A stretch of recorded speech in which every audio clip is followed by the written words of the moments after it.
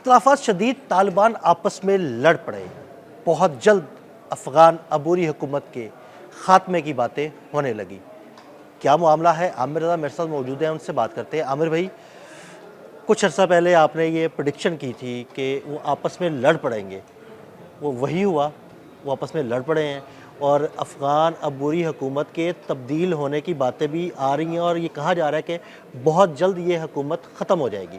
اچھا، یہ بات جب ہم کر رہے تھے تو اس وقت شاید انٹرنیشنل میڈیا جو تھا وہ ڈفرینٹ سٹوریز چلا رہا تھا، لیکن میں یہ کہہ رہا تھا کہ قندھار گروپ اور کابل گروپ، قندھاری اور کابلی، ہم نے آپ کو یاد ہوگا میں نے ایسے ٹرم دی تھی قندھاری انار کی طرح، میں نے کہا تھا قندھاری گروپ اور کابلی گروپ جو ہے، اور ویسے کابلی پونڈ ہوتے ہیں وہ برج جس کو بولتے ہیں، اچھا یہ آپس میں جو ہے یہ ٹکرانے والے ہیں اور یہ ٹکراؤ جو ہے شدید ہو جائے گا۔ ایک آڈیو لیک ہوتی ہے اور اس آڈیو کے اندر جو اس وقت سپریم کمانڈر ہیں ہیبت اللہ اخوند زادہ، وہ یہ کہتے پائے گئے ہیں کہ معاملات جو ہیں وہ حکومت کو گرانے کے لیے کیے جا رہے ہیں۔ دیکھیں، سب سے پہلے ہیبت اللہ اخوند زادہ نے کیا کیا، انہوں نے خود کو اٹھایا اور قندھار میں جا کے شفٹ ہو گئے، یعنی وہ کابل سے قندھار چلے گئے۔ وہ نہ صرف قندھار چلے گئے بلکہ انہوں نے کابل میں موجود وزراء سے ملنے سے بھی انکار کر دیا، صحیح۔ اور ان سے ملنے کے لیے جب بھی ٹائم مانگا گیا تو انہوں نے اس بات سے انکار کیا کہ وہ کسی سے ملنا چاہتے ہیں۔ وہ کہتے ہیں کہ اپنے اعمال کا، یہ اس آڈیو کے حوالے سے بتا رہا ہوں، اپنے اعمال کا میں خود ذمہ دار ہوں، تو میں کسی سے نہیں ملوں گا۔ اب صحیح۔ یہ ایک طرح کی ناراضگی تھی جو انہوں نے شو کی، لیکن اس کے ساتھ ساتھ انہوں نے دو کام اور کیے۔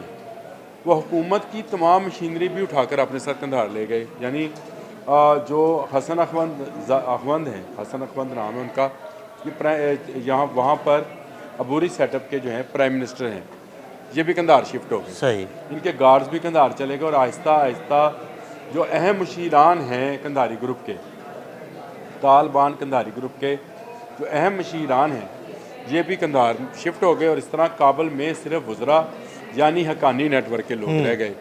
اب یہ لوگ جو تھے انہوں نے جدوجہد شروع کی، اور ان کے ہی ایک نائب وزیر نے ایک مجمع کے اندر یہ بات کہی کہ ہم نے 2 کروڑ لوگوں کو دور کر دیا ہے حکومت سے۔ تو اس کا مطلب یہ ہے کہ افغانستان کیسے ترقی کرے گا، اس کا مطلب ذرا سمجھیں۔ 2 کروڑ سے مطلب اس کا خواتین تھیں۔ سراج الدین حقانی جو ہیں، جو کہ اس وقت انٹیریئر منسٹر ہیں، جو کہ حقانی نیٹ ورک کو اس وقت لیڈ کر رہے ہیں، یہ خواتین کے حقوق کے لیے بات کر رہے ہیں۔ ان کا ایجوکیشن منسٹر جو ہے وہ بھی یہ بات کہہ رہا ہے کہ تعلیم سے خواتین کو کیسے دور رکھا جائے۔ سراج الدین حقانی وہ شخص ہے جس پر امریکہ نے 10 ملین یعنی 1 کروڑ ڈالر انعام رکھا ہوا تھا۔ اچانک سے یہ انعام ختم ہو گیا، یعنی اس کے سر کی قیمت، اشتہار تھے، اخبارات میں باقی جگہوں پر موجود ہیں، آج بھی ہیں، اس کا سر لے کے آئیں اور 10 ملین ڈالر جو ہیں کمائیں۔ اب مجھے یہ بتائیں کہ جس کے سر کی قیمت 10 ملین ڈالر تھی، وہ اچانک کیسے جو ہے اس کو اس میں سے نکال دیا گیا اور اس کی انعامی رقم ختم کر دی گئی؟ تو یہ وہ تمام اشارے تھے جس کی بنیاد پر میں کہہ رہا تھا کہ دوریاں بڑھتی چلی جا رہی ہیں قندھار اور کابل میں، اور یہ دوری جنگ تک چلی جائے گی۔ اور وہی ہوا کہ آج آپ کو جو انٹرنیشنل میڈیا کے اندر رپورٹس ہوئی ہیں ان میں کہا گیا ہے کہ یہ دوریاں کافی حد تک بڑھ گئی ہیں۔ اصل میں مسئلہ یہ ہے کہ ہیبت اللہ اخوند زادہ اپنی ذات کے اندر ہی گم ہو گئے ہیں۔ یہ شدت پسند ہیں، خود ان کا اپنا بیٹا 2017 میں خودکش حملہ کرتا ہے اور مارا جاتا ہے، اور یہ اس پر ان کی رضامندی، جو میڈیا کی بقول ان کی رضامندی اس میں شامل تھی، یعنی یہ اس حد تک شدت پسند ہیں۔ لیکن دوسری طرف سراج الدین حقانی جو ہے وہ خواتین کی تعلیم اور ان کو ریاستی مشینری کے اندر شامل کرنے کے حق میں ہیں۔ یعنی عامر بھائی، یہ دونوں گروپس کے درمیان یہ خواتین کے حقوق کے حوالے سے ہی اختلافات شروع ہوئے جو اب اتنے شدید ہو چکے ہیں؟ اچھا، اختلافات یہاں سے شروع نہیں ہوتے ہیں، اختلافات شروع ان کے آمرانہ فیصلوں پر ہوئے، جو سیدھی سچی بات کرنی چاہیے۔ ہیبت اللہ اخوند زادہ جو تھے وہ کسی کی سن نہیں رہے تھے۔ جو وہاں کا سپریم کورٹ کے چیف جسٹس تھے، ان کا نام ہے جی عبدالحاکم حقانی، ان کی بھی نہیں سنی جا رہی تھی۔ اور آپ کو پتہ ہے کہ افغانستان جس میں یہ کہا جاتا ہے کہ دولت اسلامی اس کو کہا جاتا ہے افغانستان، وہاں پر اسلامی نظام حکومت قائم ہے، وہاں کے سپریم چیف جسٹس کی بھی نہیں سنی گئی کیونکہ وہ حقانی گروپ میں سے تھا۔ یعنی وہ کوئی بھی فیصلہ کرے وہ فیصلہ شریعت کے مطابق ہو. بات شریعت کی بات کرتے ہیں, شریعت کے مطابق ہو, لیکن وہ مانتے نہیں ہیں. میں آپ کو اس سے اگلی بات بتاتا ہوں, وہ بھی بڑی ضروری ہے. ایک ہیں ان کے نظام محمد ندیم, انہوں نے حقانیوں کے ایک مسجد میں یہ خطاب کیا کہ اسلامی حکومت میں کوئی دوسرا بندہ جو ہے وہ نہیں ہوتا, ایک امیر ہوتا ہے اور اس کے فیصلے کی سب کو تائید کرنی ہوتی ہے. اچھا, یہ ایک کھلا میسیج تھا کہ جو خیبت اللہ اخوندزادہ جو کہ سپریم کمانڈر ہیں طالبان کے, فیصلہ کریں گے, وہ سیاہ کرے, سفید کرے, غلط کرے, ٹھیک کرے, ہاں پہنچ گئے. مطلب یہ تو غلط بات ہے نا. حقانیز کو اس پر آپ کو منو ان عمل کرنا ہے, آپ اس میں چی اور چرا نہیں کر سکتے ہیں. اب آپ کہیں کہ یہ خواتین والا معاملہ تھا, تو میں سمجھتا ہوں نہیں, یہ آمرانہ سوچ کا معاملہ ہے کہ وہاں پر مشاورت ہے ہی نہیں, یعنی کوئی مجلس شورا ترتیب ہی نہیں دی گئی. اور قندھار میں بیٹھا جو سپریم کمانڈر ہے وہ کابل کے وزراء سے ملاقات بھی نہیں کرنا چاہتا.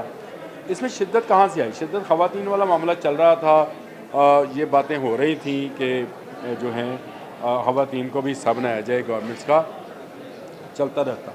اصل مسئلہ بنا ٹیلی کمیونیکیشن کی بندش کا.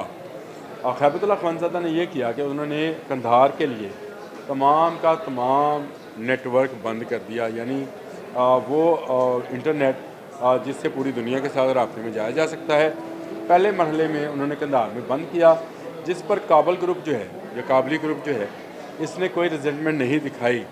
یہ معاملہ کچھ مہینے چلا تو اس کے بعد ہیبت اللہ اخوندزادہ نے پورے افغانستان کے لیے ہی انٹرنیٹ کو حرام قرار دے دیا, اور یہاں تک معاملہ پہنچ گیا کہ وزراء کو بیانات پڑھ کر سنائے جاتے تھے, نیٹ کے ذریعے بھجوائے جاتے. یعنی آپ ذرا سوچیں کہ ہیبت اللہ اخوندزادہ کی سوچ جو ہے افغانستان کو کہاں لے کر جا رہی ہے. ایک امیر ہوگا, وہ جب جو چاہے گا جو وہ بیان دے دے, وہ اس کا ایک طرح سے سمجھے آپ کے وہ الہامی بیان ہو گیا, پتھر پہ لیک پیر ہو گیا. اور دوسرا وہ کہ انٹرنیٹ بند کر دیے تاکہ پورے افغانستان کا دنیا بھر سے رابطہ جو ہے وہ ختم ہو جائے. اصل میں انہوں نے یہ کیا, ان کے آپ کو یاد ہوگا اگر 2 ماہ پہلے ہم نے اکٹھے بات کی تھی جب فلائٹ آپریشن بند ہو گیا تھا افغانستان, بالکل ایسے ہی, بالکل انٹرنیٹ بند ہونے سے. ایسے ہی یہ وہ اس وقت جال لگایا جا رہا تھا جس سے کہ اخوندزادہ جو تھے وہ پورے افغانستان کو ہی مفلوج کرنا چاہ رہے تھے. دیکھیں, جب آپ کے باہر کی دنیا کا موقف بھی سننا ہوگا تو آپ کے موقف میں تبدیلی آ سکتی ہے. تو ایک ڈکٹیٹر کے لیے یہ بڑا ضروری ہوتا ہے کہ وہ لوگوں کے کان, ناک, آنکھیں سب بند رکھے تاکہ وہ ایک پتلی طرح ایک روبوٹ کی طرح جو وہ حکم دے اس پر منوان عمل کیا جائے. اس پر اختلافات شدت اب اختیار کر گئے ہیں, اور افغانستان کے اندر آپ کو پتہ ہے جس طرح سے باقی گروہ جو ہیں وہ مشترکہ طالبان کے خلاف برسر پیکار تھے, لیکن اب قندھاری اور کابلی گروہ جو ہیں یہ بھی آمنے سامنے آ گئے ہیں, اور یہ اگر جنگ ہوئی تو یہ اس حکومت کا خاتمہ ہوگا, جو کہ ویسے ہونا ہے. بالکل ایسے یہ لکھا جا چکا ہوا ہے, یہ اس طرح سے نہیں ہے. جو سراج الدین حقانی ہے انٹیریئر منسٹر ہیں, اور ان کا بہت ساری چیزوں پر بہت کنٹرول ہے. ان کو امریکہ نے اپنی اس لسٹ سے باہر نکال دیا ہوا ہے جس لسٹ کے مطابق ان پر انعامی رقم مقرر تھی, اور ان کے لوگوں کو بھی نکالا جا رہا ہے. اس کا مطلب یہ ہے کہ افغانستان کے اندر آپ نے بالکل صحیح کہا, ہم ایران والے معاملے میں تھے, افغانستان میں بھی معاملات جو ہیں آہستہ آہستہ ہیٹ اپ ہو رہے ہیں, لیکن یہ افغانستان کا اندرونی معاملہ ہے. ان دونوں کا, قندھاریوں کا اور کابلیوں کا, ان کا اصل معاملہ اب بگرام ایئرپورٹ پر آنا ہے. اس بات کو آج لکھ لیجئے کیونکہ کابلی جو ہیں وہ بگرام ایئر بیس امریکنز کو دینے کے حمایتی نکلیں گے. میں نے یہ حض کیا ہے کیونکہ امریکہ نے جو انعامی رقم, سر کی انعامی رقم ختم کی ہے اور باقیوں کو بھی اس لسٹ میں سے نکالا جا رہا ہے, تو اس کا مطلب یہ ہے کہ کہیں نہ کہیں حقانیوں میں امریکہ کے لیے سافٹ کارنر موجود ہے, اور امریکہ کو اس وقت اشد ضرورت ہے کہ وہ بگرام ایئر بیس پر, کیونکہ اس کو مڈل ایسٹ میں جو اس وقت سبکی کا سامنا کرنا پڑا کہ تمام ممالک نے ایران کے خلاف نہ دینے کی کوشش کی, اس کو کہا کہ ہماری ایئر بیس کو استعمال نہ کریں, یا جو ہمارا ہے فلائٹ آپریشن کا اس سسٹم کو خراب نہ کریں. اس کے بعد اس کے لیے ضروری ہے کہ اس کو ایران کے ارد گرد ایک ایسی ایئر بیس چاہیے, جنگی ایئر بیس, اور وہ بگرام ہے. میں یہ سمجھتا ہوں یہ جو معاملہ اٹھایا جا رہا ہے, مغربی میڈیا اس کو اٹھا رہا ہے کہ کوئی آڈیو لیک ہوئی ہے خیبت اللہ اخوندزادہ کی اور حکومت کو کوئی خطرہ ہے اور کابل سے قندھار شفٹ کر دی گئی ہے تمام کے تمام. کابل دارالحکومت ہے, وہاں پہ وزیر اعظم نہیں بیٹھ رہا. اب اس سے اندازہ کریں کہ معاملہ کس حد تک بگڑ سکتا ہے. بالکل, بہت شکریہ عامر رضا. بالکل عامر رضا نے بڑی تفصیل کے ساتھ اس سارے معاملے پر روشنی ڈالی. عدیل احمد اور عامر رضا کو اجازت دیجیے گا. اللہ حافظ.